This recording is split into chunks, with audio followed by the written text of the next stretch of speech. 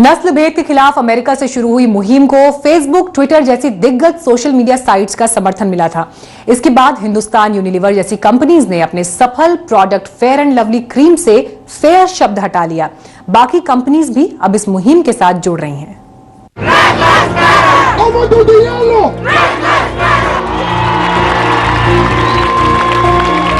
America और पश्चिमी देशों में बीते दिनों रंगभेद के खिलाफ मुहिम शुरू हुई।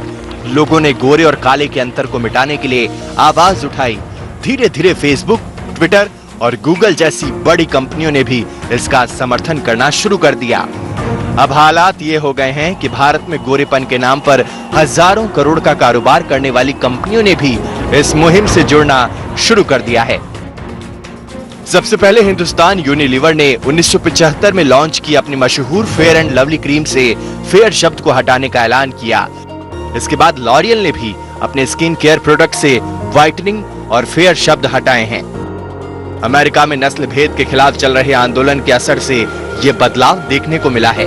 वैसे गोरा या काला शब्द भले ही रंग भेद की तरफ इशारा करता हो, लेकिन इन कंपनियों ने इसे हटाने का ऐलान करके बड़ा फैसला किया है।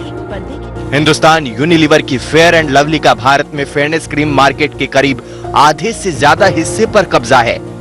भारत में इस तरह के प्रोडक्ट्स का मौजूदा बाजार 3000 करोड़ का है और 2023 तक इसके 5000 करोड़ पर पहुंचने की उम्मीद थी। भारत के स्किन केयर मार्केट के आधे हिस्से पर इसी तरह की गोरापन बढ़ाने का दावा करने वाली क्रीम का हिस्सा है। हिंदुस्तान यूनिलीवर और लॉरियल के साथ ही P&G, निविया, ओले, पॉन्ड, डव, न्यूट्रोजेना और गार्नियर जैसे बड़े नामों का इस मार्केट में दबदबा कायम है।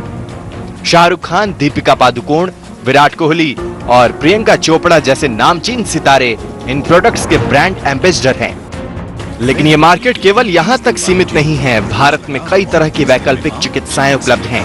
इनके पास भी लोग गोरापन बढ़ाने का फॉर्मूला ढूंढने जाते हैं। लेकिन नेचुरोपैथ का साफ मानना है कि केवल किसी क्रीम से इंसान गोरा नहीं हो सकता। अगर आप एक्सटर्नल ब्यूटी की बात करते हैं तो आपको इंटरनल सिस्टम को भी अपने प्योरीफाई करना पड़ेगा। उसके लिए उनको बहुत सारे ऐसे डाइट चेंजेस और एक्सरसाइज यानी कि एक होलिस्टिक ट्रीटमेंट की तरफ हम लोग लेके जाते हैं और उससे उनके इफेक्ट्स भी आते हैं जो कि परमानेंट होते हैं, उनके कोई साइड इफेक्ट भी नहीं होते। इसी तरह शरीर को दुरुस्त रखने के लिए डाइटिंग का चलन भी भारत में अच्छी खासी रफ्तार से बढ़ रहा है।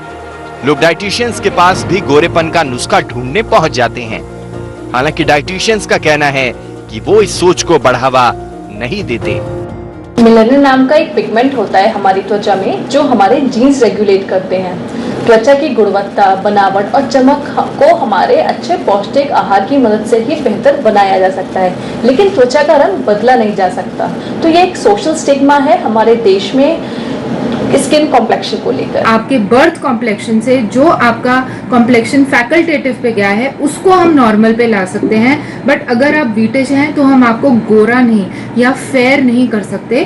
तो आप फॉल्स प्रोमिसेस पर मत जाइए। जाहिर है कि ये सोच अभी कंपनियों ने खत्म की है, लेकिन लोगों के दिलो दिमाग में ये गोरे काले की चाहत बरकरार है। उम्मीद है कि कंपनियों के विज्ञापनों से गोरा काला जैसे शब्द हटने के बाद चेहरे की चमक लोगों की प्राथमिकता और आत्मविश्वास की वजह होगी, न कि रंग। आज तक ब्यूरो। बिजनेस आज तक में फिलहाल इतना ही, लेकिन देश और दुनिया की सभी खबरों के लिए आप देखते रहिए आज तक।